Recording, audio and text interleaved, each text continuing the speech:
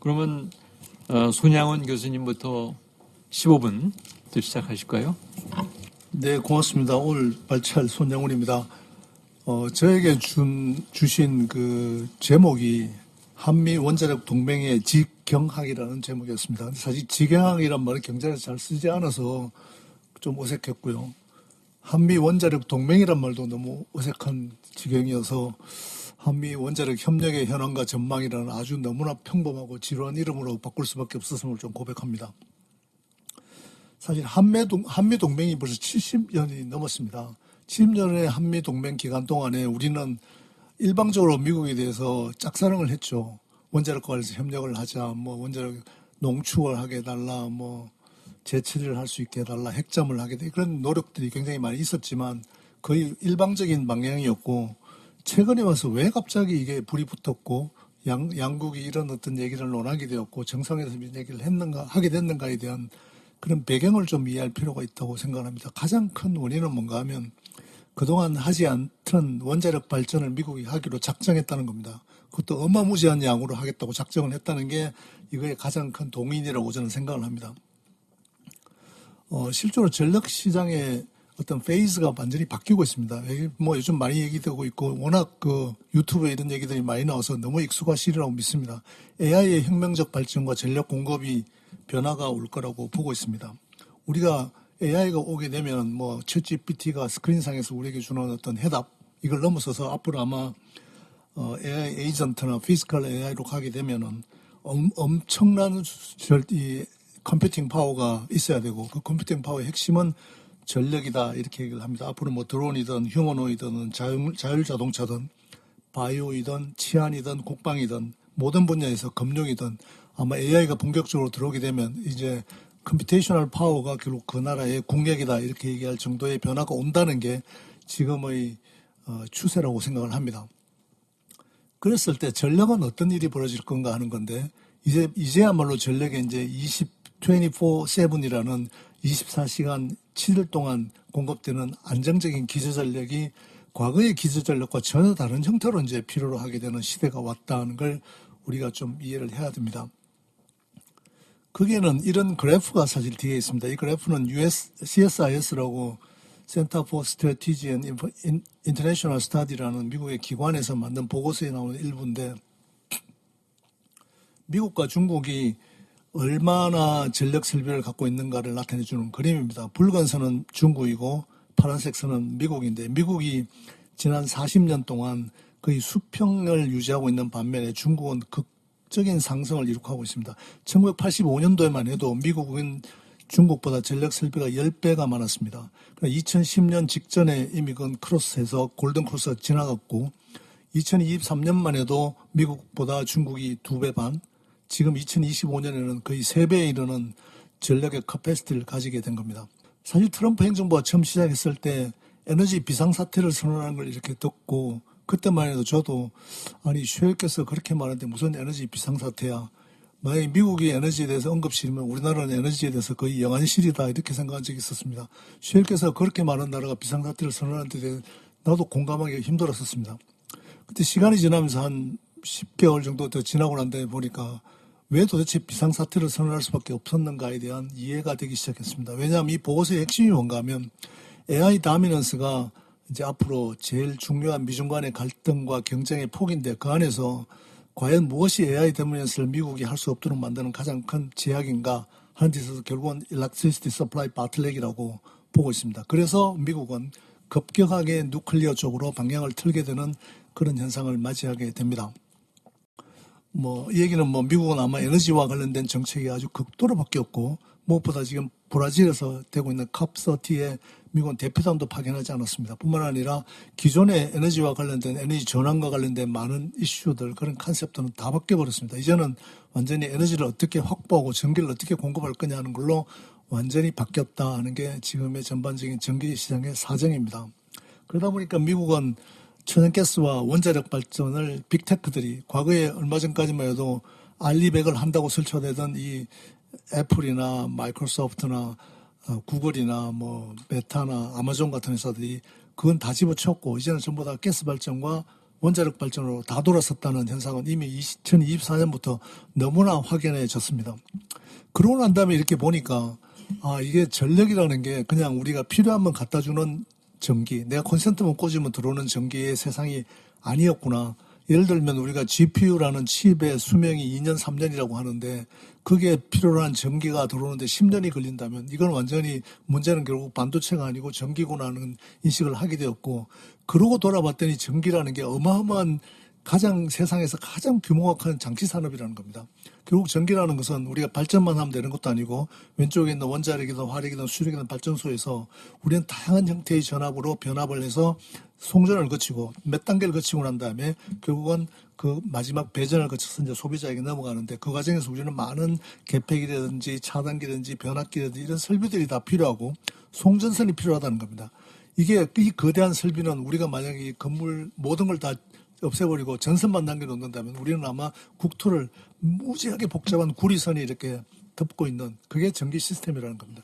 그 시스템이라는 게 결코 필요하다고 해서 갑자기 오는 게 아니다 하는 생각을 하게 되었고, 그래서 우리는 아마 큰 변화가 올 거라고 보고 있습니다. 첫 번째는 송전망 부족이 너무나 심각합니다. 어느 나라나 다 마찬가지겠습니다만 이제 부족한 송전망은 글로벌 이슈이고 그건 미국도 유럽도 일본도 호주도 한국도 다 같이 부딪히고 있는 심각한 문제이기 때문에 과거처럼 그냥 발전소가 저 먼데 어딘가 있어서 경상남도나 전라남도에 있는 발전소로부터 우리 선을 그어서 수도권의 전기를 가지고 올 수 있다는 시스템이 더 이상 가능하지 않은 시스템이 바뀌어버렸다. 송전망이 아주 심각하게 이슈가 되는 세상이 되었다는 겁니다.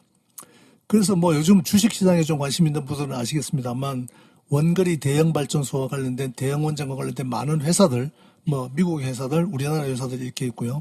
LNG 가스 터바인을 만드는 GE 버노바나 지멘스나 미쓰비시가 거의 5년간의 물건을 다 주문을 받았고 지금은 Q가 아니라 P가 올라감으로써 엄청난 수익의 증가와 주가의 상승을 보이고 있는 시대에 갔다는 겁니다. 특히 두산 에너빌리티 같은 회사가 가스 터바인을 처음 만들었는데 처음 만든 가스 터바인을 외국에서 사준다는 기대하기 아주 어려운 일인데 그걸 아마 앨런 머스크가 와서 계약을 했습니다. 그래서 아마 곧 2개를 팔게 될 정도로 가스터바인 시장이 뜨겁습니다. 그리드도 마찬가지입니다. 변압기, 차단기, 계폐기와 관련해서 아마 요즘 우리나라 주식시장에서 가장 핫한 종목이 HD 현대일렉트릭이나 효성중공업이나 LS전선 이런 것들입니다. 미국도 마찬가지입니다. 왜 도대체 이런 회사들이 이렇게 급격하게 떴을까? 과거에 얼마 전까지만 해도 너무나 지루하고 지나가는 시절의 어떤 산업이었을 것이라고 생각했던 것들이 너무나 핫하다는 겁니다. 그게 뭔가 하면 그리드에 대한 이슈가 너무나 이제 심각하게 이제 등장을 했고, 거기에 따라서 배전망이나 HVDC나 초고압 송전과 관련된 히다치, 지멘스, GE 보노바 같은 회사들, 우리나라 효성중공업 같은 회사들이 여기에서 이제 역할을 담당하게 되는 한 시대가 지났다고 생각했던 산업들이 다시 리바이벌 했다는 겁니다. 그리드가 안 된다면 이게 굉장히 중요한 말입니다. 그리드가 안 된다면 이제 우리는 온사이트 솔루션으로 갈 수밖에 없습니다. 옛날에 온사이트 솔루션이란 말은 내가 전기가 필요한 곳에 그냥 스탠바이 파워 정도로 대기 전력으로 있다가 전기가 정전이 되거나 하면 쓰는 정도로 온사이트 솔루션을 갖고 있었는데, 이제는 앞으로는 우리가 많이 얘기하는 ESS나 각종 가스 터바인이나 컨버스션 엔진이나 뭐 심지어는 SOFC 같은 연료전지나 SMR 같은 새로운 솔루션들이 들어와서 아마 온사이트 솔루션과 그리드 간의 경합이 앞으로 시장에서 크게 일어날 것이고, 이게 아마 전력 시장에서 우리가 생각하는 지금까지 전력이라 그러면 원전으로 만들 거냐, 재생에너지로 만들 거냐, 화석에너지로 만들 거냐만 늘 생각하던 이코노믹 밸런스에서 굉장히 다변화된 어떤 형태의 산업으로 변했다, 이렇게 얘기를 할 수 있습니다. 오늘 주제로 좀 넘어가 보겠습니다. 이 중에서 우리가 가장 주목하고 있는 것은 결국은 SMR과 대형 원전입니다. 물론 단기간으로는 가스 터바인이 모든 일들을 다 담당하게 될 것이고, 상당한 시간이 지나면 아마 화석 에너지인 가스보다는 원전 쪽으로 한번 가지 않을까 생각을 해서 대형 원전과 SMR을 한번 생각해 보도록 하겠습니다. 트럼프 행정부가 놀라울 정도로 원전 확대 행정명령을 내린 바가 있습니다. 지금 100기가와트 정도가 미국을 갖고 있는데 앞으로 400기가와트로 300개의 원전을 더 짓겠다고 발표를 했고, 놀랍게도 이와 관련된 많은 개혁들을 빠른 속도로 실제로 하고 있습니다. 뿐만 아니라 지난 8월 25일 날 미국 DOE가 국방물자 생산법, 말하자면 Defense Production Act라는 우리로 따지면 뭐 전시동원령 비슷한 겁니다. 이게 한국전쟁 때 만든 건데 이 전시동원령에 기초해서 해결료 공급망 근소시험을 만들겠다고 얘기할 만큼 미국도 급박하게 에너지 발전소를 늘리려고 보니까 해결료 공급망도 다 무너져 있고 원자력 발전소를 건설하는 모든 설비나 능력도 다 무너져 있다는 걸 발견했기 때문에 이제 한국과의 협력이 필요한 어떤 그런 상태에 왔고 그래서 양쪽 간에 지금까지 말하자면 원자력과 관련해서 일방적으로 우리가 짝사랑하던 미국이 이 문제에 대해서 달리들고 있는 게 아닌가 이렇게 생각을 합니다. 우리나라 APR 경쟁 1400의 경쟁력은 이미 입증되었다고 할 수 있습니다. 이건 아마 파이낸셜 타임즈의 기사인데 뭐 알아보기 쉽지는 않습니다만 왼쪽에 있는 하늘색의 6개의 점이 원래 시작할 때 우리는 한 5년 정도 걸려서 킬로와트당 이 정도의 돈으로 건설을 하겠다고 약속을 했던 자리이고요. 거기서부터 두 번째 연결된 선과 있는 마지막 선은 실질적으로 최종적으로 얼마의 돈이 들었고 얼마의 시간 동안 걸렸는가를 보여주는 그림입니다. 이렇게 보면 미국의 보글 3사나 힌클리 포인트 영국 거나 프라망빌에 있는 프랑스나 오킬러트에 있는 핀란드에 있는 프랑스가 건설한 모든 발전소들은 원래 생각했던 비용과 원래 생각했던 기간보다 훨씬 더 늘어나서 프로젝트로서는 거의 실패한 프로젝트로 다 진행이 되었습니다. 오로지 딱 두 개인데 바라크 유해해진 바라크 3, 4호기와 그다음에 세울 1, 2호기인 이 두 개만이 말하자면 온타임 위딘 버짓에서 건설됐다는 게 입증이 되었다는 거죠. 이건 이미 세계 시장에서 거의 프루브 됐기 때문에 우리나라가 이걸 짓는 데의 경쟁력은 너무나 앞서 있고 사실은 굉장히 유리한 입장에 있다. 아주 운이 좋게도 우리가 이 시점에 원자력과 관련돼서 이걸 건설하는 능력을 아주 잘 갖추고 있다는 점에서는 굉장히 반길만 하는 점이라고 할 수 있습니다. 근데 많은 사람들이 우리 APR 1400의 이런 경쟁력만 보고 우리나라가 원자력 강국이고 원자력 발전에 있어서 어마어마한 힘을 가진 것처럼 착각하는데 사실은 그렇지 않습니다. 우리가 SMR을 보게 되면 SMR은 사실은 대형 원전보다 많은 장점이 있습니다. 뭐 장점을 다 열거하지 않아도 이미 다 익숙하실 내용들이기 때문에 하지 않더라도 우리가 대형 원전 대부분 다가 거대한 바람 불고 비 오고 태풍 부는 가운데서 하는 토목공사입니다. 근데 대형 원전과 달리 SMR은 결국은 매뉴팩처링이기 때문에 이게 아마 대량 생산만 가능해지면 훨씬 더 좋은 조건에서 안전하게 비용도 뭐 상당히 경쟁력 있는 비용으로 만들어질 거라고 보고 SMR에 대해서 전 세계는 지금 빠른 속도로 진행하고 있고 일종의 지금 골든타임을 지나고 있다고 생각을 합니다. 그러나 아직까지 SMR은 검증되지는 않았습니다. 지어지지 않았고 실제로 만약에 지어지게 되더라도 상당한 비용은 감수해야 될 정도가 될 거다. 그래서 아까 얘기했던 대형 원전 쪽은 대형 원전이고 그다음에 온사이트로서는 SMR이 미래의 솔루션으로 올 거다 이렇게 생각을 합니다. 근데 왜 미국을 무시하면 안 되는가 하면 사실 이 그림은 미국 전역에 있는 원자력과 관련된 연구를 하는 기관들의 숫자인데 총 17개인가 있더라고요. 아마 여러분들이 잘 알고 있는 오펜하이머가 활동했던 연구소부터 해서 로렌스 리버머나 로렌스 버클리나 오크리치나 뭐 알곤 같은 연구소들이 있는데 이 모든 연구소들이 도대체 뭘 하는지가 궁금했는데 그게 가만히 보니까 결국은 이 모든 연구소들이 원자력과 관련해서는 미국의 DOE나 DOD나 US 네이비들이 주고 있는 많은 프로젝트에 대한 연구를 지금까지도 계속해 왔고 그 이유는 뉴클리어 웨폰도 있고 핵잠수함이나 항공모함의 에너지원으로 원자력을 썼고 또 뭐 우주 프로젝트나 혹은 뭐 그리드가 없는 리모트 지역에서의 군사기지를 운영하기 위한 원자력을 끊임없이 연구를 해왔다는 겁니다. 그래서 우리가 APR 1400을 굉장히 싸게 짓는 데는 세계 최강이고 미국으로서는 견주어 볼 수도 없는 어마어마한 파워를 갖고 있지만 거기서 한 걸음만 더 벗어나서 더 다른 노형을 만들거나 새로운 상태에 맞는 어떤 원자로를 설계하는 데는 우리가 미국의 힘이 없이 우리로 하기는 너무나 어려운 상태라는 걸 그런 어떤 상태라는 걸 정확하게 이해를 해야 됩니다.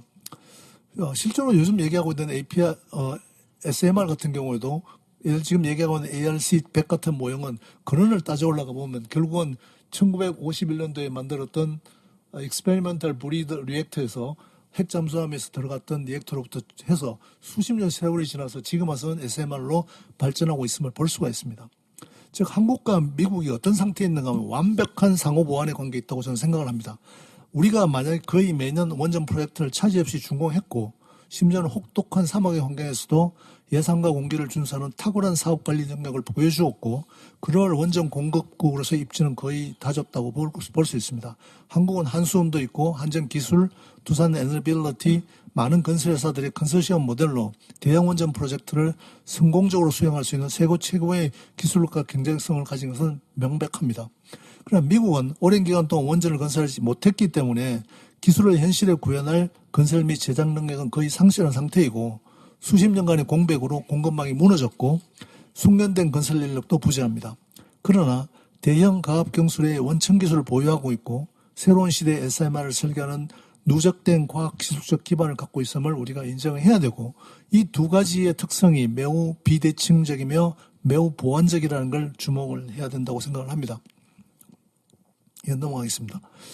그래서 이 시너지를 극복하는 어떤 파트너십을 양국이 만드는 게 굉장히 중요하고 이 시너지를 극복하는 파트너십이 되기만 한다면 미국은 원천기술과 지적재산권과 세계 최강의 정치 외교적 영향력을 갖고 있고 우리는 UAE와 체코에서 증명된 세계 최고 수준의 EPC 역량과 정해진 예산과 정해진 기간 내에서 원전을 건설하는 능력을 결합할 수만 있다면 굉장히 큰 시너지가 날 것이고 기술적 신뢰성이나 사업적 안정성이나 정치적 보정의 면에서 누구보다 탁월한 어떤 그런 프로젝트를 만들어낼 수 있을 것이라고 보고 있습니다. 더더구나 SMR 분야에 있어서도 우리나라의 많은 기업들 오늘 와 계셨던데 SK나 GS나 두산 에너빌리티나 DL이나 현대 같은 회사들도 미국의 아주 유수한 SMR 회사와 지분 내지는 설비와 관련된 계약을 하고 있음을 보면 이런 파트너십을 만들 수 있는 많은 그런 배경은 갖추어져 있다고 보고 있습니다.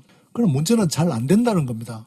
한미 원자력 모의 협력이 왜 생각하기에는 양쪽 다 아주 화끈하게 서로를 필요하기 때문에 금방 합의를 보고 이룰 것 같지만 사실 잘 안 됩니다. 왜 안 되는가 하면 많은 문제가 있겠지만 그 중에 하나는 이 원자로를 미국에 건설을 할 때 APR 1400을 할 것인가 아니면 웨스팅하우스에 AP 1000을 할 것인가에 대한 노형의 선택의 문제가 사실 있습니다. APR 1400을 우리가 UAE에서 건설했듯이 한전이 단독 책임을 지고 혼자서 단독으로 책임을 지고 EPC를 맡고 그렇게 한다면 우리는 온타임 위딘 버짓으로 성공할 수 있는 입증된 프로젝트를 갖고 있습니다.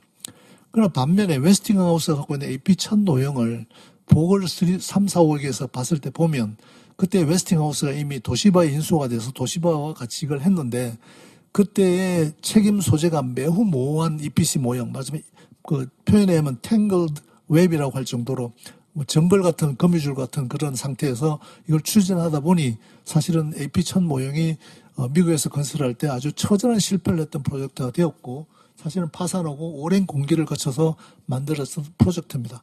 이 둘 간에 과연 어떤 선택을 할 것인가 인데 우리는 당연히 APR 1700을 하는 게 훨씬 더 유리하고 더 안전하다고 보고 있습니다. 그러나 AP1000을 갖고 있는 미국의 입장에서는 이게 AP1000이 80년대의 모형을 기초로 확대한 APR 1300보다 더 안전하고 더 노형 설계가 선진화됐다고 보고 있기 때문에 AP1000을 고집할 것이고 AP1000을 하게 되면 과연 우리가 이런 어떤 탱글드 웹의 그런 어떤 책임 소재 모호한 모형으로 과연 할 수 있겠는가 하는 것들의 문제에 대해서 해결을 해야 되고 그런 거에 관련된 문제들이 디테일에서 굉장히 남아있다고 생각을 합니다. 우리가 핵연료 주기상으로 이렇게 보면 선행 핵연료 주기상에서도 후행 핵연료 주기상에서 우리는 사실 할 수 있는 게 원자로를 제일 오른쪽에 있는 원자로를 건설하고 운영하고 유지보수하는 일에만 치중이 되어 있습니다. 우리는 그러다 보니까 농축과 재처리가 거의 기능이 없는 상태에 있습니다. 그런데 문제는 이 둘 다가 우리가 필요하지만 특히 농축은 아주 필요합니다. 왜냐하면 국제 연료 시장이 우라늄 연료 시장이 2028년이 되면 큰 변화를 맞이하게 됩니다. 지금까지처럼 러시아가 거의 공급하던 농축 시장이 변화하기 때문에 미국도 센트러스 에너지와 같은 회사를 만들고 아까 얘기했던 그 핵연료 공급망 컨소시엄을 만들어서 그 문제를 해결하려고 하고 있습니다. 유럽에 있는 대부분의 원전을 갖고 있는 나라들은 유라톰이라는 이 원전 연료 공급을 하는 회사를 갖고 있습니다. 그러다 보니 그런 망을 갖고 있습니다. 오로지 이 원자력 발전소를 상당히 많이 갖고 있는 우리나라만 농축 문제를 해결하지 못한 상태에서 원자력 발전소를 잔뜩 안고 있는 그런 상황이 될 가능성이 굉장히 높다는 겁니다. 농축 문제를 해결하지 못하면 우리나라 원전 아마 설 땅이 없을 정도로 심각하다고 저는 생각을 합니다. 그런 면에서 이번에 나온 팩트 시트를 이렇게 보면서 이런 생각을 해봤습니다. 사실은 많은 문구가 있었는데 그중에 일부만을 떼보면 영문으로는 그렇고 아래쪽에 있는 한글로 번역한 건데 이렇게 되어 있습니다. 미국은 양자 원투쓰리 협정에 따라 말하자면 한미 간의 원자력 협정에 따라 이렇게 되어 있고요. 그다음에 두 번째 중요한 점은 미국의 법적 요건에 따라 이렇게 되어 있고요. 그다음에 대한민국의 민간 우라늄 농축과 평화적 목적을 위한 사용 해결로 재처리를 지지한다가 아닙니다. 재처리로 이어지는 과정을 지지한다는 겁니다. 사실 문구를 잘 봐야 되는 게 국제 간의 이런 협약에서 너무 중요한 것은 미국 이걸 우리가 하고 있는 걸 지지하는 게 아니고 지금 현재 세팅되어 있는 한미 원자력 협정과 미국 내부에서 국회를 통과해야 되고 원자력법과 아마 무수히 많은 법적 요건을 거쳐야 됩니다. 트럼프가 아무리 맘먹더라도 미국 내에서 그걸 해결하지 못하면 못합니다. 그런데 그 많은 요건들을 다 인정을 하고 그게 따라 이어지고 있는 그 과정을 지지한다고 표현된 걸 가지고 너무 이걸 과대 해석해서 우리가 금방 농축이나 제철을 할 수 있는 것처럼 생각하는 것은 너무 지나친 표현이다 이렇게 생각을 하고요. 이런 문제에 대해서 어떻게 문제를 해결해 나갈 것인가가 굉장히 중요할 뿐만 아니라 앞으로의 한미 원자력 협력에서 가장 큰 벽들이 아닌가 이렇게 생각을 합니다. 시간을 조금 오만 것 같습니다. 고맙습니다. 맞습니다. 왜 프로세스가 들어갔는지, 그 다음에 왜 어프로브가 들어갔는지, 왜 또 리콰이어먼트가 우리 원자력 잠수함 그런 것들이 이제 앞으로 양자 협의를 통해서 하나씩 짚어가면서 해결될 문제일 것 같습니다. 아주 포괄적으로 한미 원자력 협력의 현황에 대해서 잘 저희에게 좀 설명해 주셨는데요. 네. 그러면 두 번째는 이제 구체적으로 팀 뉴클리어 코러스 이거를 우리 황용수 교수님께서 15분 해주십시오. 고맙습니다. 사실 제가 할 말은 우리 다 아까 1세션 끝나고 박노벽 대사님이 상당히 말씀하셨고요. 그 다음에 우리 손영훈 교수님이 한글로 표현하는데 저는 아마 영어로 할 것 같아요. 똑같은 말을. 이 보면은 박노벽 대사님 말씀한 게 저는 가장 맞다고 생각합니다. 쉽게 말해서 약은 약사에게 진료는 의사에게요. 아까 제가 오늘도 와서 약간 놀란 거는 원자력 협정은 시빌리언 퍼포스예요. 반드시 민수형이고 평화적이어야만 돼요. 근데 자꾸 섞어서 말하다 보니까 이건 오해를 사는 거고, 그 다음에 협정에 대해서도 보면은 나와 있어. 우리가 아까 고속로를 이야기했는데 협정을 해서 농축과 제철을 하려면 상업적 니즈를 보여주고 한미 양국이 거기에 동의해야 되는 거죠. 그게 굉장히 어려운 말이야. 서로 동의를 하는 게 조인트 디터미네이션 하는데 그것 때문에 굉장히 우리가 협정을 하기 전에 우리가 두픽이라는 거 할 때도 엄청나게 해먹었어요. 조인트 디터미네이션은 건 한쪽이 동의를 안 하면 못 한다는 겁니다. 그러니까 이게 외교적 말을 갖다가 하는 걸 어떻게 정확히 의하고 하는 거는 상당히 중요한 것 같아요. 하지만 그럼에도 불구하고 이번에 나온 이 모든 것은 상당히 저는 긍정적인 측면도 있다고 생각합니다. 이때까지 이런 게 잘 이야기가 안 됐는데 우리가 앞으로 하기에 나름에 따라서 어떻게 상업적 니드를 보여주는가가 정말 중요하거든요. 그러니까 제가 오늘 여기 우리 최상 차장님 오셨지만 저번에 우리 한미 협정할 때는 산업부에서는 잘 안 왔어요. 항상 과기부만 왔었어요. 그러니까 이게 저도 그때 과기부 소속의 원자력 연구원 그 대표로 그때 미국에서 그 협정 때문에 근무를 했는데 이게 하려면은 산업적인 걸 표현하는 데서 적극적으로 나서야 돼요. 이게 좀 더 요즘에 복잡해졌죠. 우리 정부가 바뀌면서 현재는 기후에너지 변화부가 국내를 담당하고 있고 산업부가 국제 수출을 담당하고 있어요. 그래서 이게 지금까지 여러 가지 말도 많고 이게 잘 됐니 못 됐니 그런 것도 있지만 지금부터가 중요한데 그러려면 무엇보다도 대통령실이 이렇게 하고 대통령께서 이렇게 나서서 이렇게 하고 정말 이렇게 큰일이 됐으면은 기후에너지부도 국내에서 이렇게 수요가 증대하고 있다. 그러니 우리가 바꿔야 된다. 그리고 산업부에서도 우리가 수출 기회도 많고 우리가 제가 팀 코러스라고 뉴클리어 코러스로 그랬습니다만은 한미 쪽에서 같이 협력해서 수출을 많이 하니까 정말로 수요가 증진한다는 걸 투명하게 보여줘야 되는 거죠. 그리고 이거 박노벽 대사님 너무나 잘 아시겠지만 이거 협정에 대해서는 미국이 행정부가 아무리 잘한다고 해서 될 수 있는 게 아니라는 건 여러분도 잘 아실 거예요. 미국은 우리나라와 똑같이 상권 분립의 나라입니다. 따라서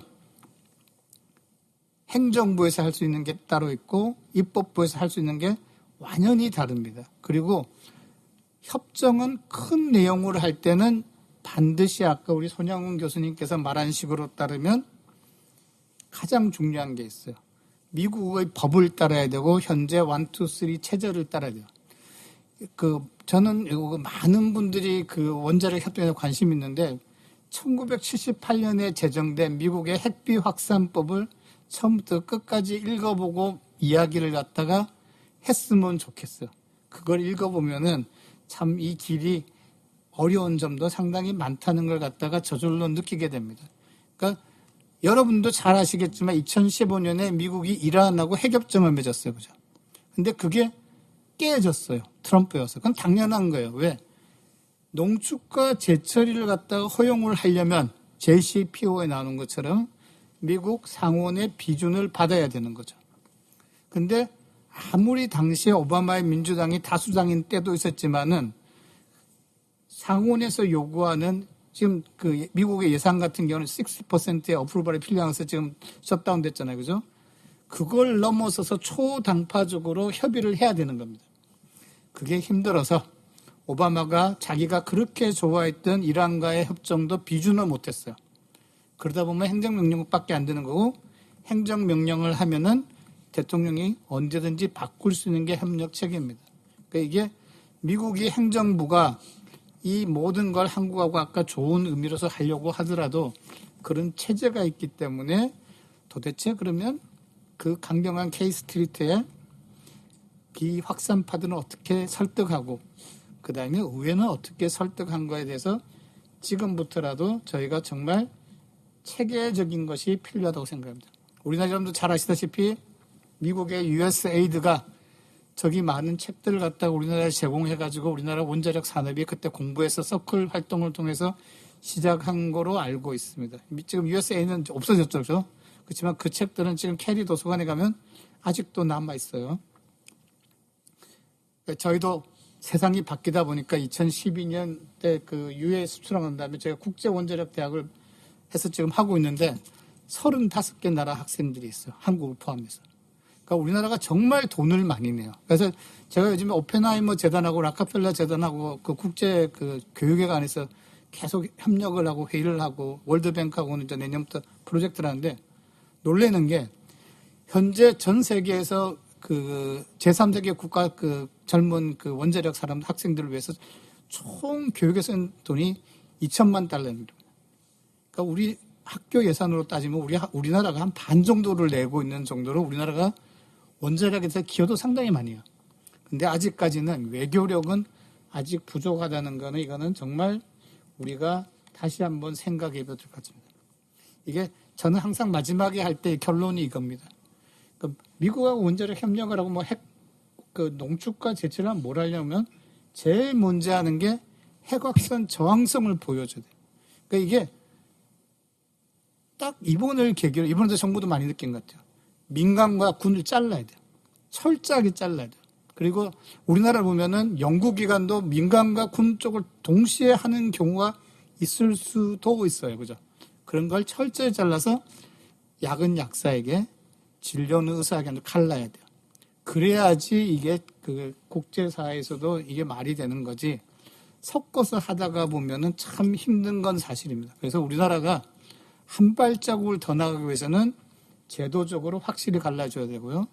그리고 아까 우리 손영원 교수님이 좋은 말 했는데 미국과 협력 체제를 갖추는 건 제일 나아요. 저는 절대로 중국하고 못한다고 생각해요. 왜? 중국은 우리나라보다 더 잘해요. 더 잘하고 모든 분야에서 다 잘해요. 이게 가장 큰 우리나라의 산업적인 문제고 원자력계에서도 중국은 AP1000를 자기 나라에서 지을 때 처음에 10년 넘게 걸렸어요. 첫 개를 지을 때. 왜? 이게 AP1000가 좀 엉성하게 설계를 한 것도 있지만 근본적으로 AP1000는 컴팩트한 시스템이에요. 새로운 시스템을 보니까. 여기 뉴스케일 하시는 분도 있지만 뉴스케일을 제작하는 건 좀 힘들어요. 왜? 너무 잘 만들어서. 이게 약간은 헐렁하게 지어야지 제조성도 좋고 공사하기도 쉬운 건데 AP1000는 컴팩트하게 지어가지고 중국도 처음에 10년 걸렸어요. 근데 중국이 각고의 노력을 해서 자기들이 변형한 업그레이드 했죠. 그죠? CAP 1000가 만드는데 그거는 53개월에 지을 수 있어요. 그러니까 이게 제일 중요한 거는 우리가 끊임없이 노력을 해야 돼요. 지금 우리가 APR 1400은 잘 짓지만은 그러면 원천 기술권 문제가 생겼잖아요. 그죠? 그건 해결하기 힘들 거라고 저는 생각해요. 그러면 우리가 앞으로 APR 1400으로 미국 시장을 진출할 거냐, 안 그러면 AP 1000 할 건가에 대해서 정말 정부 차원에서 그걸 갖다가 정하긴 정해야 될 것 같아요. 만약 AP 1000으로 간다 그러면 그걸 갖다가 다시 원전 산업에서 가장 중요한 건 제가 계속 말하지만 스탠다디제이션을 해야 되는 거예요. 그리고 그걸 리피티션을 해야 되는 거예요. 이걸 어떻게 할 건가가 앞으로 챌린지고 이게 원전 산업의 가장 중요한 거라고 생각합니다.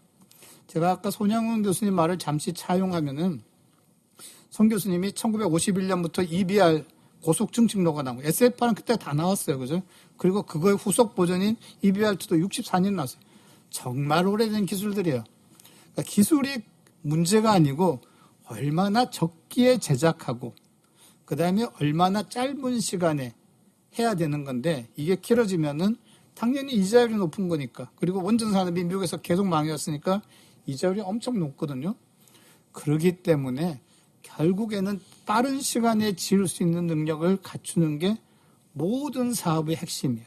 그래서 지금 저희가 뭐 미국과의 협력 그런 거 있지만 결국에는 건설 기간을 줄이고 그리고 가장 큰 미국에서 지금 원전에 대한 이야기는 제가 항상 하지만 항상 스모크는 많은데 아직 불이 안 났어요. 당연한 거예요. 왜?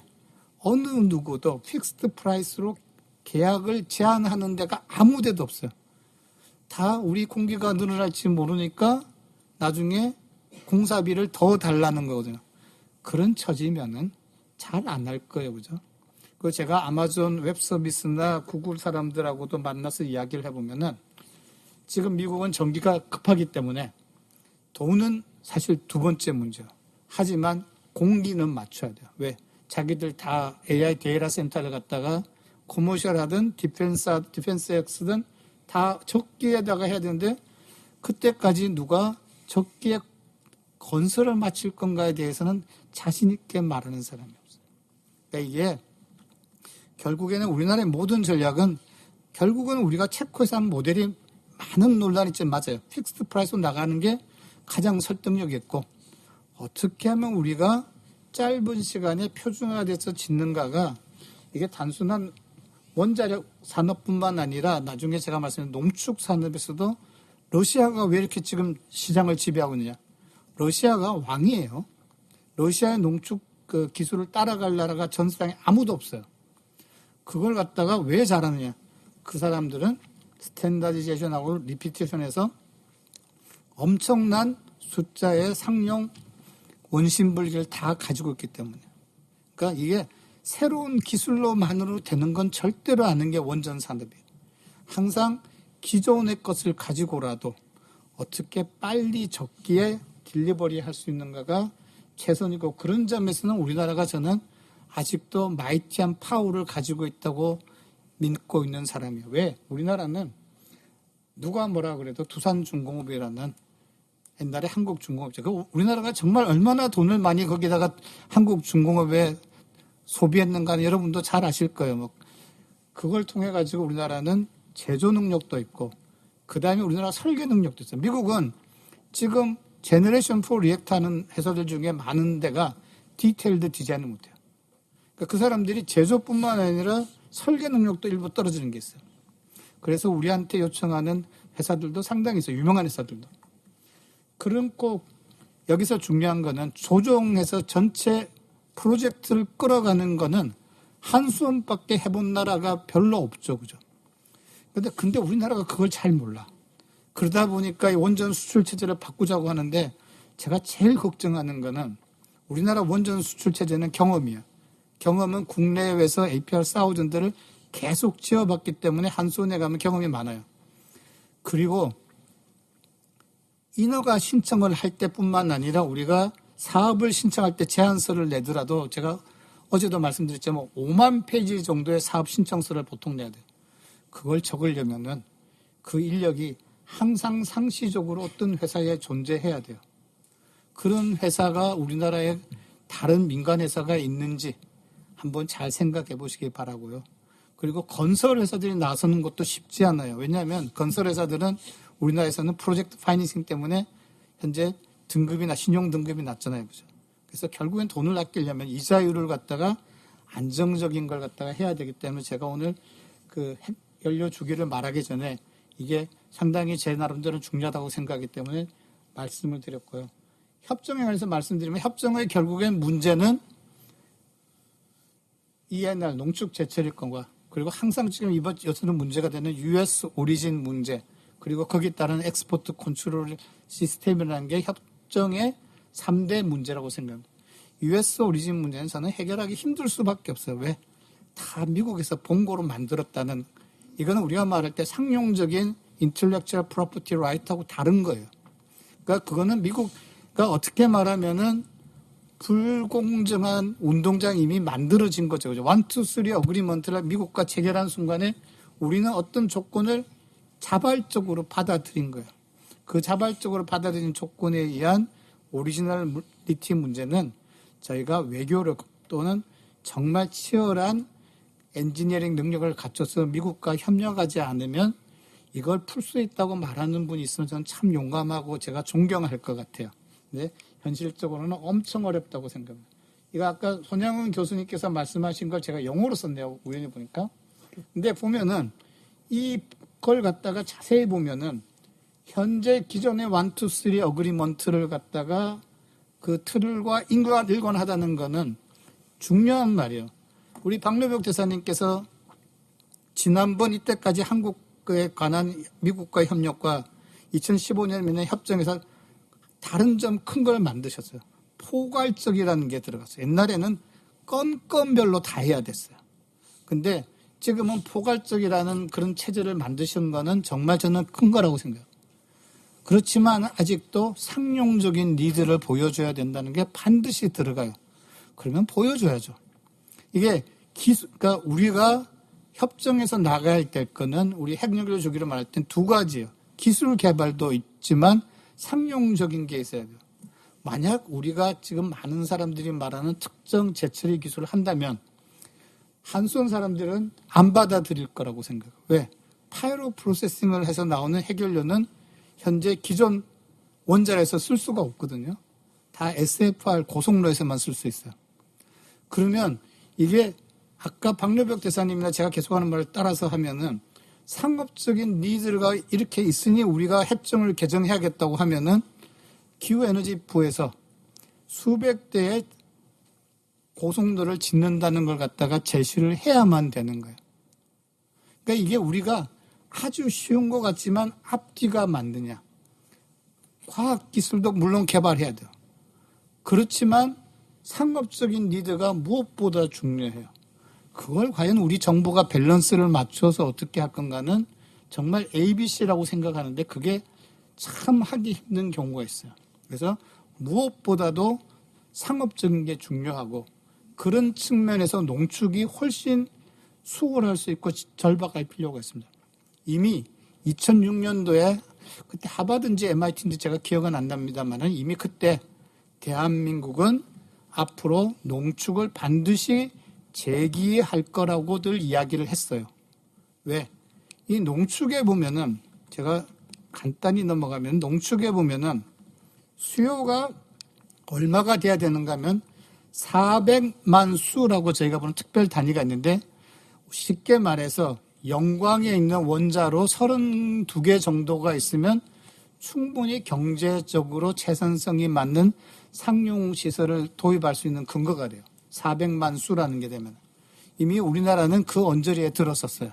그러니까 경제적으로 보면은 우리나라는 농축에 대해서 우리가 이만큼 상용적으로 필요가 있으니까 농축 수요가 있으니까 미국이 허락해달라고 요청할 수 있는 충분한 근거가 있어요. 다만 이걸 아까 제가 계속 말씀드리지만 이게 정말 힘든 건데 국민들이 핵 무기 개발이라든지 다른 것과 어떻게 하면은 적어도 당분간이라도 잘 구분해서 철저하게 우리는 평화적인 걸 갖다가 강조하는 걸 갖다가 하는 게 정말 중요하다고 생각해요. 이미 우리나라는 32개고 지금 미국 북미 시장에 진출하고 해외 시장에 진출하다 보면은 반드시 해결료에 대해서 이 값이 지금 불균형도 많고 하지만 그럼에도 불구하고 우리나라는 농축에 관해서 약간 돈을 더 써도 아무런 문제가 없는 구조를 갖고 있어요. 원자력 발전의 장점은 연료비가 우리나라는 건설비가 싸기 때문에 11%나 12%를 해요. 그렇기 때문에 농축에서 약간 비싸게 사오더라도 별 문제가 없는 건 확실해요. 그러니까 우리나라가 정말 미국과 협력을 해서 협정을 체결해서 농축 사업을 하고 싶으면 한 우물을 파야 돼요. 미국하고도 열심히 해서 지금 미국이 어려움을 겪고 있는 농축 시설을 갖다가 확장하고 하는데 우리가 더욱더 많은 투자를 해야 되는 건 확실한 것 같아요. 그러니까 그러면서도 가장 마이티한 러시아의 로자톰이 반드시 시장에 복귀한다는 것도 염두에 둬야 돼요. 러시아가 언제까지나 트럼프 정부하고 각을 세울 거라고는 아무도 생각 안 할 거예요. 그 영향력은 우리나라 시장에도 분명히 있을 거예요. 그래서 오늘 여기 지금 최종현 재단에서도 이렇게 모임을 열었지만은 원전 산업은 지정학적이며 지경학적이며 그리고 때로는 기술 우위도 필요한 거예요. 그러니까 기술 우위가 우리가 하나의 무기지만은 전체적인 데서 보면은 포션은 50%를 훨씬 넘지 않는 건 사실이에요. 그래서 우라늄 농축에 대해서는 우리가 철저하게 따지고 이걸 어떻게 가져갈 거냐. 그리고 우리 박 대사님께서 2015년 때 하셨지만은 그때 제가 생각한 건 그거예요. 우리는 2015년 때 이까지 이러고 2035년에는 그러면 뭘 이룰 건가에 대한 대책도 없었어요. 그러니까 우리가 그러면 2035년에 하나 한다고 하면 그 전에 30년 예를 들어서 하나 새로운 협정을 만든다고 합시다. 그러면 그걸 지나서 2045년이나 2050년에는 또 우리가 뭘 바랄지 거기에 따른 인력들은 어떻게 확보할지에 관해서 내셔널 플랜이 반드시 있어야 될 거라고 저는 생각합니다. 그래서 많은 이야기가 있지만 결국에는 우리는 어떻게 하든지 평화적 상용적인 쪽에서 수요를 어떻게 투명하게 보여주느냐. 그러려면은 여기 오늘 오신 우리 젊은 우리 한수원에 유망하신 우리 최우상 차장도 있지만 한수원에서 그걸 갖다가 보여주도록 어떤 정부 부처는 마음에 안 들더라도 어떤 부처는 저기를 너무 밀어고 죽고 싶지만 객관적으로 이걸 갖다가 우리나라 수요가 있다는 걸 하고 한수원이나 그런 부서에서 적극적으로 선전하도록 저희가 적극 지원을 해야 될 것 같습니다. 여기서 마치도록 하겠습니다. 감사합니다. 우리 황 교수님은 사실 우리 강의를 더 들어야 되는데 시간 제약상 여기서 끊어서 죄송합니다. 자, 그럼 마지막 발표자로서 김무환 SK이노베이션 사업단장님께서 SMR에 대해서 말씀해 주십니다. 네, 안녕하십니까. 인사드리겠습니다. SK이노베이션의 김무환이라고 하고요. 저는 에너지 솔루션 사업단을 맡고 있습니다. 오늘 여기 계신 분들 비해서 저는 사실 원전에 대한 전문성은 사실 없다고 해도 과언이 아닌데 그래서 말씀드리기 굉장히 저스럽습니다만 사업 현장에서 오늘 보니까 민간 사업 기업에서 온 인물이 저밖에 없는 것 같은데요. 그 입장에서 어떤 지금 어려움들을 가지고 있는지 어떤 생각들을 가지고 있는지 간단하게 말씀드리고 오늘 고견들 여쭙도록 하겠습니다. 제목을 SMR 확정을 위한 한미 협력 방안이라고 좀 잡아봤고요. 에너지 전환 흐름에서 원자력이 재부상되고 있다는 사실은 여기 계신 분들은 너무나 잘 알고 계신 내용이라서 굳이 제가 반복할 필요는 없을 것 같습니다. 특히나 이제 이 무탄소 기저전원 옵션으로서 사실 다른 에너지원 대비해서 사실상은 원전 외에는 딱히 다른 대안이 없다는 사실은 저희 산업계도 뼈저리게 느끼고 있는 바이고요. 그것이 아마도 아까 앞서 말씀 주셨던 많은 민간 기업들이 최근에 이 원전 혹은 SMR 스페이스에 지금 인게이지를 하기 시작한 하나의 큰 동기가 아닐까 생각합니다. SMR의 개요나 개발 동향을 굳이 여기서 말씀드릴 필요는 없을 것 같습니다. 너무 잘 아실 것 같고요. 한 가지 제가 여기서 좀 말씀드리고 싶은 부분은 아까 손 교수님께서 말씀 주셨지만 민간 입장에서 에너지 인프라를 생각할 때 가장 중요한 것은 결국은 계통과 어떻게 잘 조화를 이룰 것인가에 관한 문제인 것 같습니다. 특히나 최근에 이제 이 발전원들이 굉장히 다변화하고 실제 과거와 같은 어떤 중앙 일원화된 형태의 이 급전 체계가 아니라 굉장히 다양화된 다변화된 에너지원들을 잘 조화시키고 밸런싱을 잡아야 하는 상황이 되면서 이 분산 발전이라는 이 키워드 내에서 어떻게 하면 가장 최적의 모양새를 만들 수 있을까가 저희 산업계에서 가장 주요하게 고민하는 지점입니다. 그런 면에서 다른 재생에너지 발전원과 더불어서 기저 발전으로서 SMR과 같은 이 하나의 분산 발전 옵션이란 것은 큰 의미가 있다고 저희는 보고 있고요. 최근에 그러다 보니 잘 아시는 바와 같이 굉장히 대규모 전력을 소비하는 빅테크 혹은 하이퍼스케일러들 혹은 AIDC 플레이어들 입장에서는 이러한 개통 접속의 어떤 그 어려움들과 기저전환의 필요성들 때문에 상당히 많은 그 SMR 업체들과의 파트너링 혹은 페어링을 좀 진행하고 있습니다.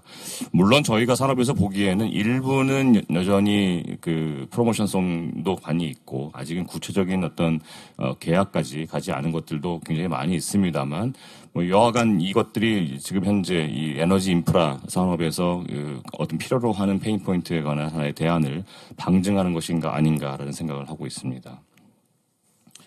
SMR의 주요 특징은 뭐 잘 아시는 바와 같이 기본적인 설계의 철학이 안전성과 경제성 그리고 이제 이 다목적성 지금 여기서 나오는 열 같은 것들을 잘 활용하시는 방법들이 있고요. 또한 이제 대형 원전 대비해서 상대적으로 유연한 출력 조절 혹은 유연성을 가지고 있다 뭐 이런 얘기들을 많이 합니다. 일반적인 SMR은 이렇게 뭐 다 아시는 바와 그럴 텐데요. 저희가 보는 그 중에서 이제 4세대를 일컫는 차세대 SMR의 주요한 좀 특별한 강점들이 뭘까라 생각해 보면 아까 분산 발전이라 말씀드린 것처럼 기본적으로 필요로 한 것은 결국 이런 수요를 가지고 있는 어떤 산업체에도 이것이 좀 더 유연하게 디플로이가 될 수 있는 문제입니다. 결국 부지의 자유도인데요. 기존의 경수형 기반의 SMR들이 아무래도 대량의 용수를 쓰기 때문에 이런 부지, 특히 로케이셔닝에 좀 제약이 있다고 한다면 4세대, 차세대 SMR 같은 경우는 상대적으로 여기에 대해 조금 더 자유도가 높지 않나라는 걸 보고 있고 두 번째는 우선 설계 특성이 있겠습니다만 일부는 더멀 에너지 스토리지 같은 것들을 활용한다든가 혹은 이 재생에너지와의 어떤 보완 가능성을 좀 더 고려해서 가급적이면 이것이 원전이 SMR이 기존의 재생에너지를 리플레이스하는 형태보다는 조금 더 컴플리멘터리하게 좀 공존할 수 있는 방안들을 찾고 있다는 점 이것들이 이제 또 하나의 4세대, 차세대 SMR의 강점이 아닐까 보고 있습니다. 뭐 또 한 가지는 아까도 뭐 계속 고속로 말씀을 주셨는데 하필 저희가 고속로 투자를 하다 보니까 오늘 약간 좀 긴장이 되는데요.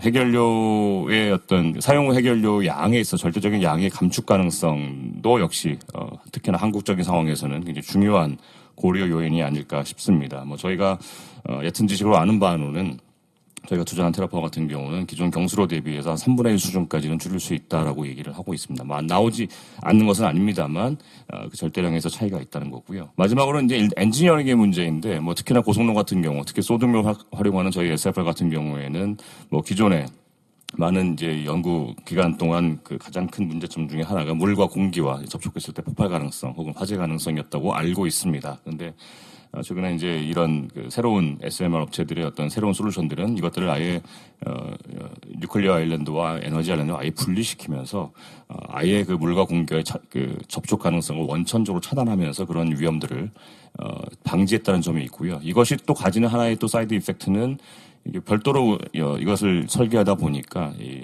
넌 뉴클리어 아일랜드 같은 경우는 좀 더 빨리 건설할 수 있는 뭐 전체 공기에서 조금 더 시간적인 단축을 좀 향유할 수 있는 가능성이 있다고 일컬어지고 있습니다. 그런 면에서 저희도 역시 국내 SMR의 잠재 역량은 아까 많은 분들이 말씀 주신 것처럼 큰 잠재력을 가지고 있다고는 이해하고 있습니다. 특히나 이 기존의 대형 원전 공급망이 굉장히 잘 짜여져 있는 한국의 입장에서는 다른 국가 대비해서 SMR의 공급망에 진입할 수 있는 가장 유리한 포지션에 있는 것은 사실인 것 같고요. 게다가 이제 한수원을 주축으로 이 한수원이 굉장히 많은 트랙 레코드와 운영 실적을 가지고 있기 때문에 적기에 그리고 버젯 내에서 이것을 완수할 수 있는 역량은 충분히 있다고 보여집니다. 물론 아직 SMR을 우리가 디플로이한 적은 없습니다만 상대적으로 그런 유리한 위치에 있다는 말씀을 드리는 거고요. 또 한 가지는 여전히 첨단 제조업과 산업들을 보유한 한국의 경제 구조상 특성상 자체적으로 수요처가 많다는 점입니다. 그리고 최근에 다 아시는 바와 같이 산업용 전기 가격이 굉장히 급등하면서 실제 산업계에서는 조금 더 싼 가격의 전력 가격들을 어떤 방식으로 소싱할 것인지를 굉장히 깊이 고민하기 시작했고 그러면서 SMR을 하나의 대안으로도 고려하기 시작했다는 점이 한국이라는 시장이 가지고 있는 좀 더 특별한 하나의 강점이자 기회가 아닐까 생각합니다. 그런 면에서 뭐 너무 많이 얘기들 해서 사실 좀 식상한 면이 없잖아 있습니다만 팀 코리아의 역량이라는 것은 앞으로 SMR 업계, 글로벌 SMR 스페이스에서 한국이 조금 더 빠르게 나아가면서 산업 경쟁력을 강화하는 동시에 지금 한국이 달성하고자 하는 전체적인 탈탄소화를 동시에 병행할 수 있는 좋은 하나의 옵션이지 않을까 싶습니다. 뭐 이런 전략적 중요성은 잘 압니다만 그래서 저희 민간 입장에서는 이 일을 하는 데 있어서 무엇이 중요한가? 아까 황 교수님도 이제 어떤 상용적인 어떤 측면이 굉장히 중요하다는 말씀을 주셨는데 몇 가지 제가 들은 생각들을 좀 정리를 해봤습니다. 이런 면에서 저희가 이제 미국과의 어떤 협력이라는 것은 필수 불가결한 문제라고 생각하고요. 결국은 서로 간에 아쉬운 부분이 있고 서로 간에 잘하는 부분들이 있기 때문에 이것들이 겹치지 않고 혹은 배타적이지 않게 서로 잘 조화를 이룰 수 있다고 봅니다. 뭐 아까 여러분 말씀 주신 것처럼 미국에 있어서는 정책적인 어떤 선진성 그리고 노형 기술과 시장에 관한 어떤 사이즈가 결국은 이러한 새로운 기술들이 충분히 상용화되는 데서 좋은 어떤 플랫폼을 제공할 수 있다고 보는 거고요. 한편 한국 같은 경우는 공급망과 역시 시공 그리고 O&M에 관련된 여러 가지 트랙 레코드들이 결국 프로젝트의 안정성과 가시성을 강화하는 데 도움이 된다고 봅니다. 그런 면에서 이제 저희가 앞으로 좀 필요로 하는 것들이 첫 번째는 여전히 규제입니다. 아직은 SMR에 관한 규제는 어느 나라도 이렇게 명확하게 딱 접해 있지는 않고 미국 같은 경우가 이제 최근에 10CFR 53이라고 하는 이제 규제 체계를 27년에 도입할 것이라고 알려져 있습니다. 이것은 조금 더 예전 대비해서는 어떤 특정 경수형이라는 어떤 뭐 그런 기술적인 특정성보다는 조금 더 기술 중립적인 형태로 나올 것으로 예상하고 있고요. 특히나 이 전체적인 프레임워크가 뭐 여기 더 전문가분들이 계십니다만 전체적인 연역적인 형태의 어떤 심사보다는 조금 더 이 각각의 노형이 가지고 있는 심각성과 이 사건 빈도를 중심으로 한 뭐 리스크를 중심으로 한 형태라고 알려져 있습니다. 게다가 최근에 트럼프 정부는 인허가 전체 기간 자체를 굉장히 단축할 것으로 예상되고 있고요. 특히나 이제 미국의 NRC 같은 경우에는 사전에 실제 이제 이 인허가를 내주기 전에 민간 업체와 굉장히 활발하게 소통하고 논의하면서 각각의 노형들이 가지고 있는 특성들과 여기에 대한 어떤 규제적인 고려사항들을 활발하게 논의하고 반영하는 것으로 이해하고 있습니다. 그런 면에서 한국도 역시 이제 지금 준비를 하고 있는 것으로 알고 있습니다만, 이제 미국과 같은 일종의 이제 선험적인 모델들에 대비해서 좀 빨리 같이 캐치업을 해야 되지 않을까 싶기도 하고요. 그런 면에서 저희가 투자했던 테라파워 같은 경우는 NRC와 이제 굉장히 일찌감치부터 논의를 시작해서 현재 지금 와이오밍에 있는 실증로를 건설 허가를 지금 내년 초 정도에 받을 것으로 예상이 되고 있습니다. 그래서 사실 요게 SMR 업계에서는 하나의 이제 주목할 만한 하나의 모멘텀으로 보고 있는 이유가 사실 NRC에서 공식적으로 요 건설 허가를 내게 되면 이후에 어떤 규제 로드맵들이나 다른 노형 개발사들의 어떤 속도들이 조금 더 가시적으로 보이지 않을까라는 기대를 가지고 있어서 저희 역시 굉장히 중요한 의미를 부여하고 살펴보고 있는 상황입니다. 뭐 또 한 가지 그래서 이제 이런 어떤 그 규제 협력들을 위해서 저희가 좀 앞으로 뭐 필요하다 싶은 것들은 기본적으로 이런 미국과 같은 선진적인 규제 체계 도입을 위해서는 좀 규제 기관 간에 좀 많은 말씀과 소통을 좀 하시는 게 좋겠다라는 생각을 합니다. 물론 뭐 각각의 국가 간의 어떤 특수성이 분명히 있겠습니다만 결국은 산업 경쟁력과 이후에 이 파이의 시장의 산업의 파이에 조금 더 한국이 빠르게 들어가기 위한 하나의 발판으로서 규제기관들 간에 조금 더 적극적인 형태의 소통이 좀 필요하지 않을까 생각이 들고요. 일부는 이 공동심사나 어떤 공동참조와 같이 그래서 같은 내용을 굳이 우리가 중복해서 심사를 하는데 많은 리소스와 시간을 들일 필요까지는 없지 않나 생각을 들어서 물론 뭐 이상적인 얘기일 수 있겠습니다만 최근에 이제 온타리오에서 이제 지히타치의 노형 같은 경우는 NRC와 애초부터 같이 심사를 한 것으로 저희가 이해를 하고 있습니다. 그런 면에서 인허 기간을 조금이라도 단축시킬 수 있는 방안들을 좀 같이 고민해야 되지 않을까 싶고요. 마지막으로는 이 장기적인 관점에서 R&D나 다자간의 협업을 통해서 아까 뭐 언급됐던 내용 같은데 기술 표준 같은 것들이 좀 있게 되면 조금 더 각각 그 국가에서의 어떤 디플로이에 조금 더 빠른 시간을 저희가 좀 기대해 볼 수 있지 않을까 싶습니다. 그래서 한미 간의 어떤 규제 협력에 있어서는 규제 체계에 관한 어떤 공통적인 어떤 내용들과 표준성들을 같이 강화하면서 한국과 미국이 동시에 이 SMR 시장에서 같이 파이를 키워갈 수 있는 주도자 역할을 좀 할 수 있지 않을까 생각이 들고요. 결국 그것이 이제 나아가서는 사회적 수용성이라든지 한국과 미국 시장 외에 다른 시장에서의 어떤 수주 경쟁력으로 이어질 것으로 저는 기대하고 있습니다. 두 번째는 현재 지금 미국에서 크게 일어나고 있는 AIDC 전력 공급과 관한 기회인데요.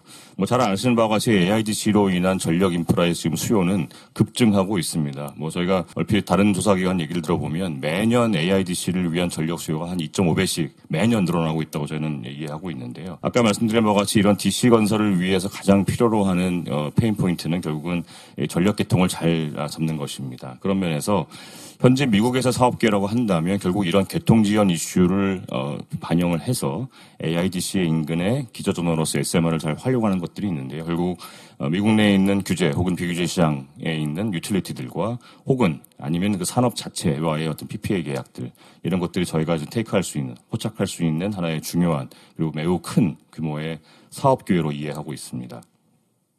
결국은 미국이 가진 것과 한국이 가진 것들이 이런 퍼즐 형태로 잘 어떤 정합성이 좀 있다고 보는데요.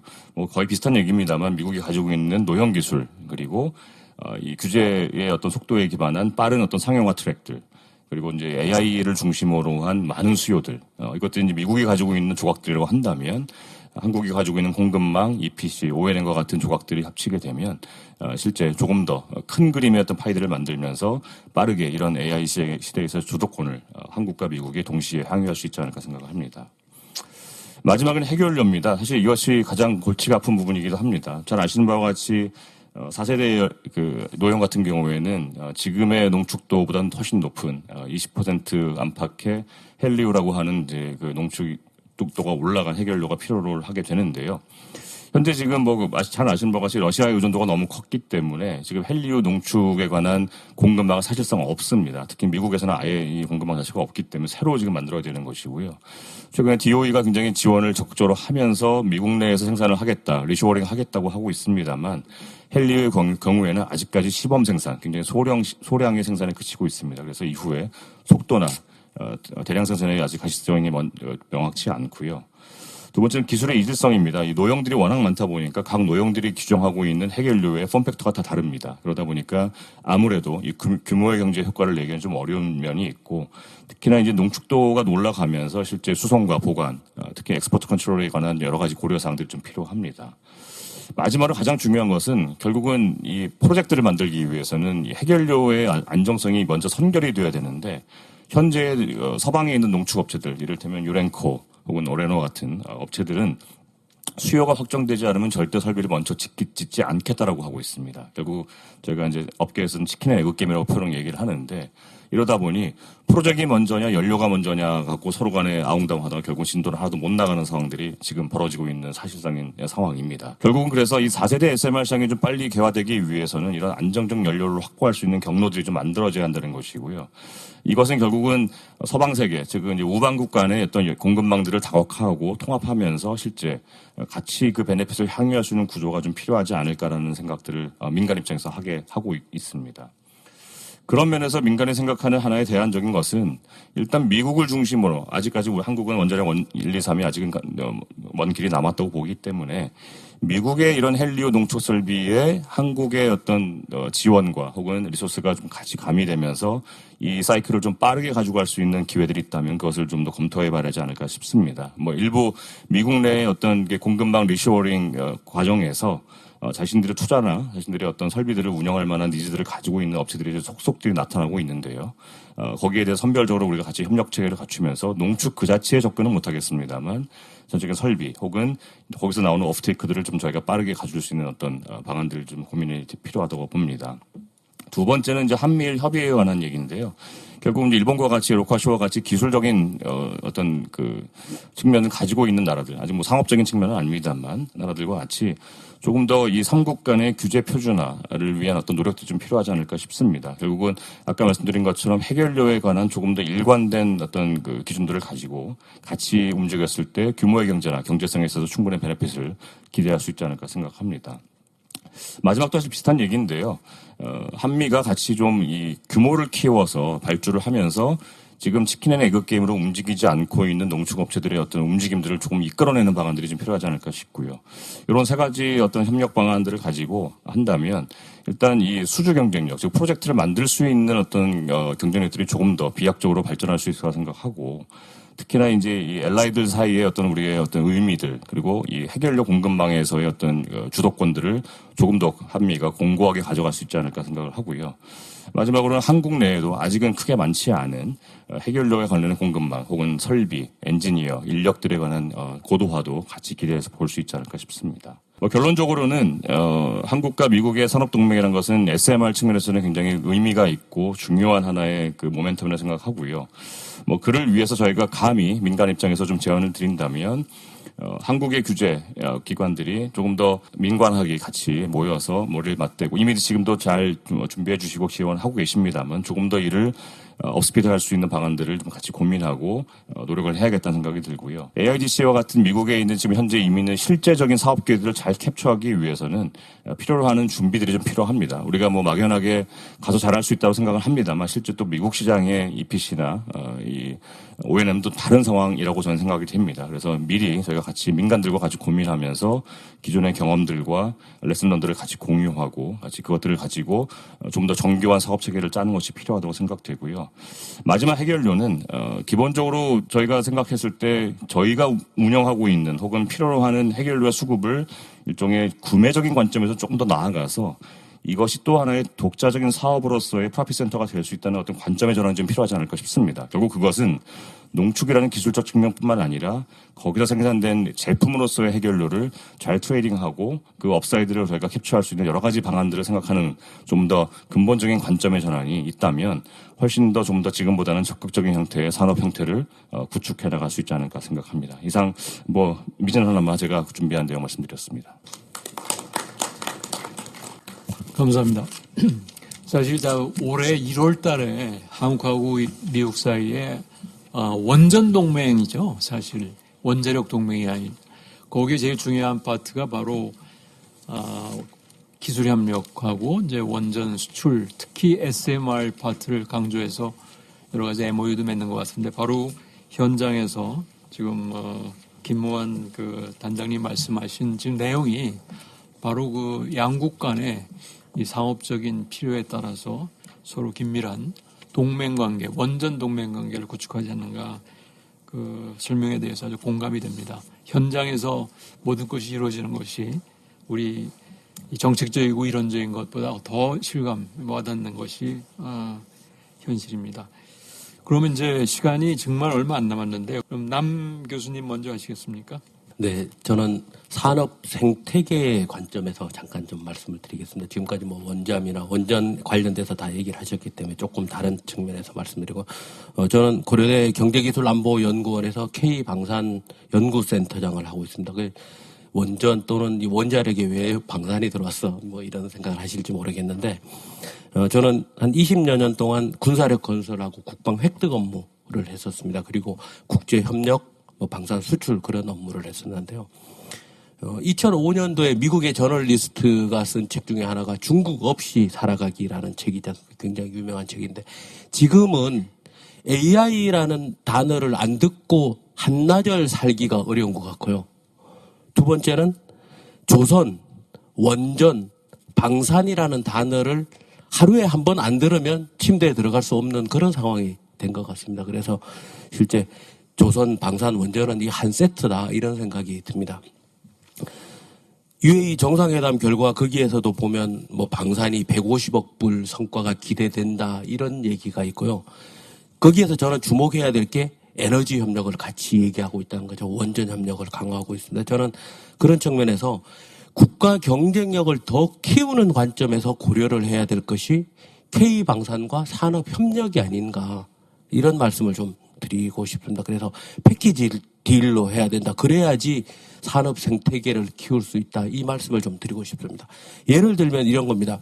지금 우리 캐나다의 잠수함 사업, 캐나다가 12척의 잠수함을 도입하는 사업을 진행 중인데 그게 사업비가 20조 원입니다. 그런데 이 20조 원 사업이 뒤에 후속 군소 지원까지 따지면 한 60조 원 정도 되는 굉장히 큰 사업이거든요. 저희 지금 독일하고 우리 한국하고 두 개의 국가가 경쟁을 하고 있는 건데 캐나다는 그 100%의 수출 절충 교육을 요구합니다. 그러니까 우리가 사업비가 20조 원이면 절충 교육도 20조 원짜리 수출 절충 교육 답을 내야 되는데 하나오션이나 현대중공업에서 20조 원짜리 수출 절충 교육의 대안을 낼 수가 없습니다. 그럼 그때 어떻게 해야 되느냐? 아까 황 교수님이나 많은 분들이 말씀하신 것처럼 코리아 원팀으로 국가적인 차원에서 수출 절충 교육 대안을 내야 되고 그게 방법 중에 하나가 SMR이 아닌가라는 생각이 듭니다. 잘 아시겠지만 캐나다의 온타리오 지역에 지금 애마존, 마이크로소프트, 구글 데이터 센터 다 만들고 있지 않습니까? 거기에 총 4개의 SMR이 필요하다고 판단하고 있고 첫 번째 달링턴에서 이미 첫 번째 계획은 승인이 됐습니다. 2호기, 3호기, 4호기 부지 다 밀었습니다. 정지 작업 다 끝났습니다. 이제 하면 되거든요. 그런데 이제 우리가 참여할 수 있지 않겠느냐. 한국과 캐나다 SMR 건설하는데 우리가 협력할 수 있다. 그래서 K방산의 위상도 높이고 경쟁력도 키울 수 있고 합해서 SMR도 같이 가면 산업도 키울 수 있다. 이런 말씀을 좀 드리고 싶습니다. 그래서 우리 지금까지 계속 미국만 보고 산업협력 얘기하고 협력해야 된다라고 얘기했는데 미국만으로는 규모의 경제를 이룰 수 없다. 미국 플러스 다른 나라들도 같이 해서 더 하면 SMR 단가도 낮출 수 있고 가능성이 높지 않다. 이런 얘기를 들고요. 제가 캐나다 말씀을 드렸지만 눈을 조금 더 돌려보면 다른 쪽에도 시장이 또 있습니다. 대표적인 게 인도네시아 시장입니다. 인도네시아는 한국의 T50도 추가로 더 도입하고 싶어 하고 수리온 헬기도 더 도입하고 싶어 합니다. 물론 그 KF-21 먹튀 논란도 있기는 하지만 인도네시아에서 K방산에 대한 호감 그건 아직 굉장합니다. 그래서 인도네시아하고 방산을 하면서 산업협력 관점에서 좀 살펴볼 필요가 있는데 여러분들 잘 아시다시피 인도네시아 지금 수도 자카르타 1년에 5cm에서 20cm씩 가라앉고 있지 않습니까? 그래서 신수도를 누산트라로 옮기고 있습니다. 2028년도부터 누산트라에서 역할을 할 수 있도록 하겠다고 하는데 거기 아직 전기시설, 인프라시설 안 돼 있습니다. 프라보 대통령이 적극 추진하겠다고 그랬는데 우리 누산트라 신수도 지역에 에너지 인프라 구축하는 거 저는 SMR이 시기적인 측면이나 크기의 측면에서 봤을 때 충분히 가능성이 있다라고 생각이 되거든요. 그래서 저는 꼭 미국뿐만 아니라 캐나다나 인도네시아 다른 나라들하고도 같이 SMR 협력을 해서 그렇게 함으로써 규모의 경제를 이루고 산업 생태계를 조금 더 넓힐 수 있지 않겠느냐 이 말씀을 드립니다. 이상입니다. 우선 아까 박 대사님 말씀하셨던 것처럼 이번에 정상회담을 통해서 나왔던 결과물은 우리 국가가 도약하는 굉장히 큰 계기가 될 것 같고 사실 저도 원자력을 전공한 사람으로서 농축 재처리와 원자력 추진 잠수함이 한꺼번에 된다는 건 상상도 해본 적이 없었거든요. 그렇기 때문에 국민적인 자부심이라든가 그런 걸 주시는 거에 있어서 사실 굉장히 뿌듯하고 좋고 그래서 이게 잘했으면 좋겠거든요. 이제 그런 측면에서 저희 좀 봤으면 좋겠습니다. 사실 제가 어커스를 사람들이 우리도 핵 잠수함 있어야 되는 거 아니야? 핵 잠재력 있어야 되는 거 아니야? 할 때마다 우리 국민들이 이러한 능력을 너무 무료로 공짜로 받을 수 있다. 우리나라 기술력 있으니까 공짜 아니야라고 생각하시는데 어커스가 핵잠수함을 8개를 받는데 한 우리나라 돈으로 400조가 들어요. 그게 2050년까지 드는 돈이지만 우리나라 1년 방위비 아까 말씀하셨지만 60조거든요. 정말 그렇게 비싸다 그러면 우리나라 국민들이 하자고 할까? 저는 그 생각도 했고 그래서 핵비확산에 따르는 그러니까 핵 확산에 관련된 무기화에 따르는 대가에 대해서도 좀 많이들 고민을 했으면 좋겠다는 생각을 했었는데요. 하필 그때 에이펙 정상회담이 발표가 나자마자 제가 호주에 갈 일이 있어서 호주에 가서 또 IA 고위급 사람들도 만나고 했었는데 다들 아쉬워하는 게 이런 거 있으면 다들 궁금해서 물어보거든요. 니네 지금 이걸 한다면서 지금 뭘 어떻게 하는 건지 우리한테 얘기해줘야 되는 거 아니야라고 했는데 엄밀히 따지면 우리가 153 그러니까 인포서크 153이 전면 안전 취업장입니다. 거기에 따라서 우리가 아이에다 보고를 해야 되거든요. 신고를 하고 그거에 따라서 비폭발적 목적이어도 군사적 목적으로 뭔가를 쓸 때는 여기에서 제외가 된다라는 걸 해야 되는데 우리가 그런 걸 고려하더라도 좀 아이한테 너무 소홀했던 게 아닐까. 그런 부분들에 대해서 나와 있고 14조에 나와 있는 그런 조항들도 좀 고민을 하셨으면 좋겠고 무엇보다도 이런 얘기를 할 때 우리가 지금까지 정말 이렇게 필요해서 이렇게 준비했는데 이렇게 기회가 좋았어가 아니고 갑자기 농축 제철이 다 된다 그러네. 그럼 이제부터 계획을 세워야겠네가 아니고 협상을 했던 대사님이 제일 잘 아시겠지만 뭔가 말하려면 우리가 진짜 진짜 필요해서 우리가 어떤 노력을 해왔어. 이제 앞으로 이렇게 할 거야를 해줘야 되는데 이제 우리 계획을 수립해야 되거든요. 그게 우리의 신뢰성, 투명성 같은 거를 얼마나 뒷받침해 줄 수 있는지 사실 거기에 대해서 좀 자신이 없습니다.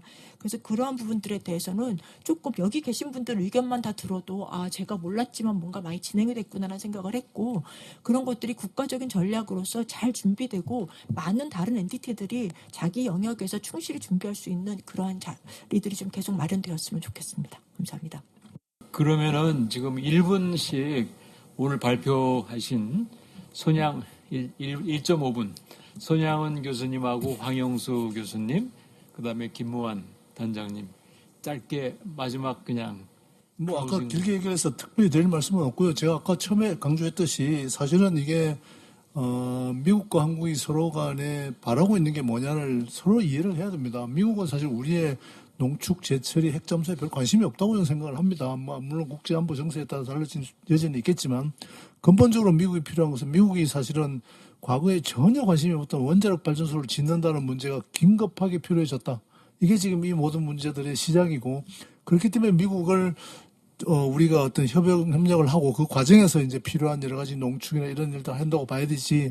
사실 지금 정상회담 할 때도 저도 처음에 모두의 기자들이 다 듣는데 대통령께서 농축, 제철이, 핵잠 연료를 얘기할 때 깜짝 놀랐습니다. 과거에 우리가 그런 문제를 다루던 사람 입장에서는 천지개벽할 얘기를 노골적으로 그냥 해버린 거였거든요. 저게 과연 무슨 경우인지 난 한참 동안 좀 충격적으로 봤는데 그 뒤에 진행되는 과정을 보면 역시 그 트랩에 지금 빠져 있는 게 아닌가 하는 생각이 들고 유일하게 우리가 지금 여러 가지 양국의 정세로 봤을 때 할 수 있는 일은 원자력 발전을 서로 협력해서 같이 만드는 일, 이건 서로 간에 경제적 보완성이 있기 때문에 가능한 일이 아닌가 이렇게 생각을 합니다. 다른 것보다 우리 김무환 단장님 발표를 굉장히 흥미있게 들었습니다. 그게 지금 두 가지 내용으로 사실 나뉘는 거거든요. 하나는 미국에서의 한미협력, 그리고 하나는 말씀은 정확히 안 했지만 한국에서의 한미협력 분야가 있거든요. 그거는 한국 원전산업이라든지 발전산업 전체의 근간을 바꿔야 되는 문제도 있는 것은 아시죠, 그죠? 많은 회사들이 그걸 갖다가 저한테 와서 요청했어요. DL도 그렇고 GS도 그렇고 했는데 지금 사용후 해결료 문제를 갖다가 어떻게 해결하느냐, 그다음 전력 체제를 단가 체제를 어떻게 하느냐 같은 것들은 시급히 해야 돼요. 왜냐하면 지금 아까 좋은 말씀하셨는데 그걸 우리가 선도적으로 해서 미국과 파트너십을 맺는데 크게 기여할 수 있는 거잖아요. 그러려면 제도가 다 바뀌어야 돼요. 전력산업 체제도 바뀌어야 되고 지금 한손만 원전 사업을 하게 돼 있지 않습니까? 사용 효율은 어떻게 하실 겁니까? 그러니까 그런 것들에 관해서 지금 제기는 간헐적으로 하시는데 정말 이런 기회를 통해 가지고 다음에 프로젝트를 만들어 가지고 우리나라 원전 산업을 뭐 어떻게 개편해야지 진정한 한미 협력이 한국 안에서 되고 사업화가 되는가는 지금 여기서 말한 문제보다도 더 복잡한 문제라고 할 수 있거든요. 그런 점에서 SK나 그런 데서 한번 다시 해줬으면 좋겠고 사실 저희도 이번 금요일 날 그 SMR 한미 협력을 할 때 그 모임 그걸 하려고 했는데 참석자들이 그 스펙트럼이 맞지 않아서 그걸 모임을 할 때 이번에 못합니다. 그러니까 다음이라도 모여서 말만 아니라 어떻게 바꿀 건가? 그러니까 PPA 제도로 만들 거냐? 안 그러면 직접 산업 운영할 건가? 그런 것들에서 한번 진짜 확실한 논의를 갖다 할 단계라고 생각합니다. 네. 그럼 김무환 단장님이 답을 해주시면 되겠네요. 저희는 미진합니다만 저희도 한수원과 기존 긴밀하게 협업을 논의하고 있고요. 저희 한 4, 5년 정도 됐습니다. 그리고 지금 뭐 기후에너지부, 과거의 산업통상부도 정말 많이 도와주고 계십니다. 이 공감해 주시고 최근엔 또 원안위도 정말 적극적으로 저희 말씀 들어주시고 어떻게 잘 이걸 만들어 가자는 의지를 보여주셔서 저희 굉장히 힘 얻고 있고 열심히 하고자 합니다. 하지만 뭐 말씀 주신 대로 민간이 지금 여기에 들어가기에는 사실 많은 난제들이 있고요. 이게 뭐 개별 민간이 해결할 수 있는 문제는 결코 아니라고 봅니다. 방금 황 교수님 말씀하신 것처럼 구조적인 이슈들이 있고 어떻게 보면 그 다이내믹스를 아예 바꿔야 되는 문제들이 있기 때문에 아주 혼자 할 수 있는 일은 아닌 것 같고요.